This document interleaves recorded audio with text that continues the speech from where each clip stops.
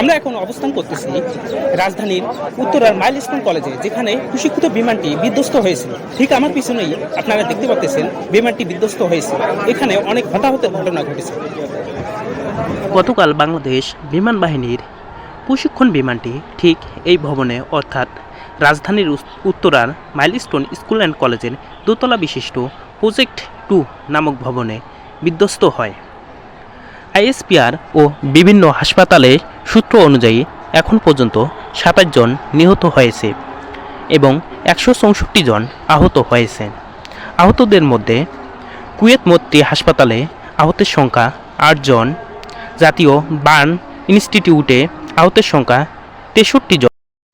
এখন আমরা একটু আশেপাশে মানুষের সাথে কথা বলার চেষ্টা করব। যুক্ত থাকুন 71 বাংলা টিভির সাথে। ওর ব্যাগ ও মানে 1টার দিকে ছুটি হয় স্কুল, 1:30 থেকে কোচিং, তো এই আধা ঘন্টা হলো লাঞ্চ টাইম আর কি। তো ও মানে 1:10-এর দিকে হবে বা 1:05-এর দিকে ও নিজেদেরকে বলে ও ক্যান্টিনে গেছিল খাইতে। তারপর ওই কর্নারে যাওয়ার পরে ও দেখে আর কি যে মানে একদম এটাতে পড়ছে একটা বিকট আওয়াজ এবং অন্ধকার ধোঁয়া।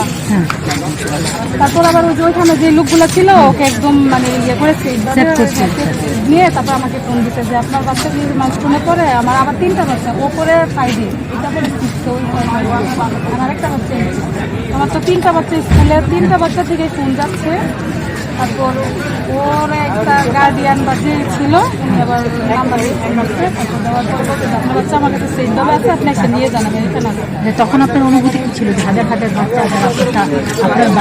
আপনার বাচ্চারই মানে সহকর্মী তারা হয়তো আজকে পৃথিবীতে নাই, কেউ অসুস্থ অবস্থায় আছে, কেউ বাঁচবে কি মরবে তার নেই, এই বিষয়ে আপনার বাচ্চা যে বেঁচে আছে এটা আপনার ওদের জন্যই বাকি। আমার বাচ্চা একদম ভিতরে ছিল আর একদম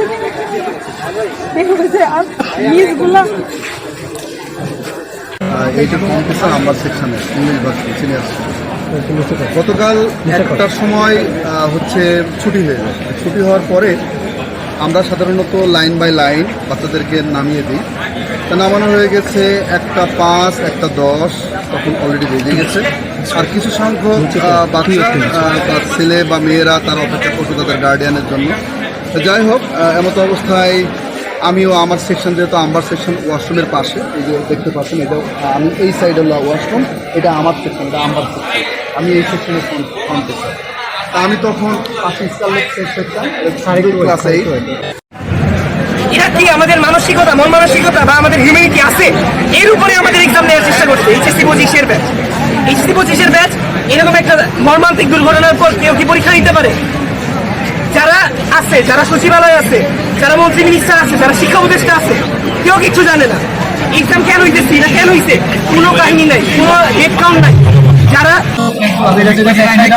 আমাদের ইনফরমেশন দরকার, আমাদের ভালো ভালো এয়ারক্রাফট দরকার। আমাদের যে F7 এয়ারক্রাফট হচ্ছে, আমি যদি ভুল না হয়ে থাকি, ওটা 3rd জেনারেশন এয়ারক্রাফট ছিল। MiG-29 নিয়ে কি বলবো? MiG-21 আপডেট ছিল। MiG-29 আমাদের বাংলাদেশে যে বেস্ট এয়ারক্রাফট থাকে, MiG-29। বাট আমরা যদি দেখি ইন্ডিয়াতে, যদি দেখি আমাদের নেবরিং কান্ট্রি ইন্ডিয়াতে রাফাইল চলে, যে রাফাইল পাকিস্তান আমরা ধ্বংস করে দিয়েছে, মানে ওটার কোনো নিশ্চয়তা নেই। আর সেখানে আমরা এখন MiG-29 নিয়ে পড়ে আছি, F7 নিয়ে পড়ে আছি। আমাদের দেশে যদি কোনো দেশ আক্রমণ করে, আমাদের দেশে এমন অবস্থা যে আমরা সাইরেনও দিতে পারবো না। প্যালেস্টাইনে তো সাইরেন বাজে, হ্যাঁ বাঁচো। আমাদের দেশে কেউ যদি কোনো আক্রমণ করে, আমরা কি বাঁচতে পারবো? আমাদের কি এয়ারফোর্সে সেই সক্ষমতা আছে? We need to reform our air force. We need to reform ourselves. It is not only about the government. এখানে খালি গভর্নমেন্ট আর এয়ারফোর্সের দোষ দিয়ে লাভ নেই। এখানে যারা এখানে থাকেন, এলাকাবাসী এখানে যারা আছেন, এখান থেকে 5 মিনিট দূরেই যে কলেজের পিছনে লাগে ফায়ার সার্ভিস, 5 মিনিট লাগে আসতে। ওরা আসছে 40 থেকে 50 মিনিট পরে। এটার ড্রাইভার কে নিবে? এখানে যদি ওরা একটু আগে আসতো, অনেক বাচ্চা বেঁচে যাইতো। বিকজ এই প্লেনটা টেস্ট করার পর এখান থেকে যে বের হয় এক্সিটটা, ওই এক্সিটটা বন্ধ হয়ে গেছে। এই যেখানে দেখতে পান যে সিঁড়ির যে রাস্তাটা, ওইটা বন্ধ হয়ে গেছে প্লেনের এক্সপ্লোশনের জন্য। ওরা যদি আসতো টাইম মতো, তাহলে অনেক বাচ্চা মারা যেত। এখন হঠাৎ করে যে এক্সপ্লোশনের কারণে যে মারা গেছে, ওদের তো আর বাঁচার আশা নাই। যারা পাশে ছিল, ইনক্লুডিং মাই মিস মেহেরিন, যে বাঁচানোর জন্য মারা গেছে, এরকম অনেক মানুষ, ওরা বাঁচতে পারতো অ্যাটলিস্ট, ওরা মরতো না। এর ড্রাইভার এখন কে নিবে আপনারা ভালো জানেন, এবং আল্লাহ সহায়ক আমাদের। বাংলাদেশে সবসময় যখন কেউ মারা যায়, তখন ড্রাইভার কেউ নেয় না, কিছু টাকা দিয়ে দেয়, আমাদের জীবনের মূল্য যাচ্ছে কিছু টাকা। একটু সময় চল।